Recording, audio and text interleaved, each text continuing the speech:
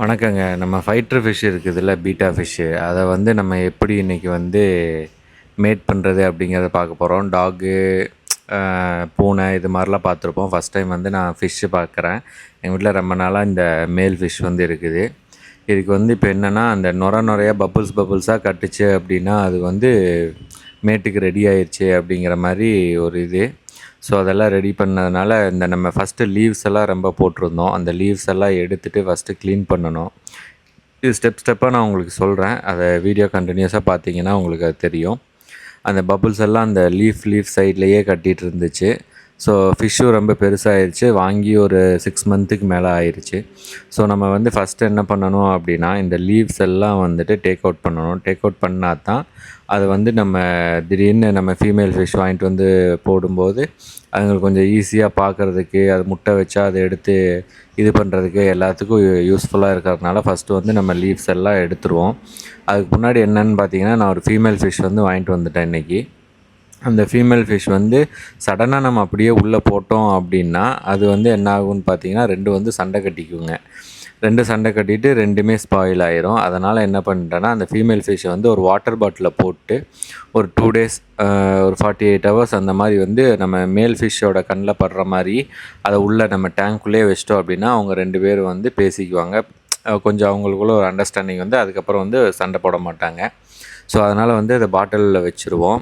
இப்போ என்னென்னு பார்த்தீங்கன்னா, அந்த லீவ்ஸ் எல்லாம் நம்ம கிளியர் பண்ணிவிட்டு, அப்புறம் வந்துட்டு அந்த ஃபீமேல் ஃபிஷ் 2 நாள் ஆனதுக்கப்புறம் என்ன பண்ணுறோம் அப்படின்னா, அந்த ஃபீமேல் ஃபிஷ்ஷை வந்து எடுத்து உள்ளே போடுறதுக்கு முன்னாடி நம்ம இந்த பிளாஸ்டிக்கு அப்படி இல்லாட்டி பிளாஸ்டிக் பேப்பரு அப்படி இல்லாட்டி வாழை இலை இருக்குதுங்கள்ல, அதை போட்டுட்டோம் அப்படின்னா அந்த நம்ம மேல் ஃபிஷ் வந்து ஃபுல்லாக அந்த பபுள்ஸாக இது பண்ணிக்கும். அதுதான் வந்து ஆக்சிஜன் பவுல்ஸு. ஸோ அதில் தான் வந்து முட்டை கொண்டு போய் வைக்கும். நம்ம எல்லோரும் பார்த்துருப்போம், ஃபீமேல் தான் எந்த ஒரு இதுவாக இருந்தாலும் குஞ்சுங்களை வந்து பாதுகாக்கும், முட்டைங்களை பாதுகாக்கும் அப்படின்னு பார்த்துருப்போம். பட் இங்கே எப்படி என்னென்னா அப்படியே ஆப்போசிட்டாக இருக்கும். மேல் தான் வந்து பாதுகாக்கும். ஸோ அதுக்காக என்ன பண்ணோன்னா, அந்த பபுள்ஸ் ஆக்சிஜன் பவுல் எல்லாம் அது வந்து கட்டிடும். அப்புறம் ஃபீமேல் வந்து மேட் ஆனதுக்கப்புறம் அப்புறம் ஒரு 1 டே 2 டேஸில் வந்து ஒரு 3 டைம்ஸ் இல்லாட்டி ஒரு 2 டைம்ஸ் வந்து எக் வந்து ப்ரொடியூஸ் பண்ணும். சின்ன சின்ன பாக்டீரியா மாதிரி தான் இருக்கும். அந்த பாக்டீரியா வந்து உங்களுக்கு ப்ரொடியூஸ் ஆயிடுச்சு அப்படின்னா, அப்புறம் வந்து நம்ம ஃபீமேல் வந்து ஒரு பிளேஸில் போய் தங்கிடும். கொஞ்சம் சோர்ந்து தங்கிடும். அந்த டயத்தில் வந்து அந்த ஃபீமேலை வந்து வெளியில் எடுத்துடணும். இல்லாட்டி வந்து அது வந்து சாப்பிட்ரும். ஸோ அப்போ வந்து அந்த மேல் என்ன பண்ணும் அப்படின்னா, அந்த எக்ஸ் எல்லாம் கலெக்ட் பண்ணி கொண்டு போய் அந்த ஆக்சிஜன் பவுலில் வந்து வச்சிரும்.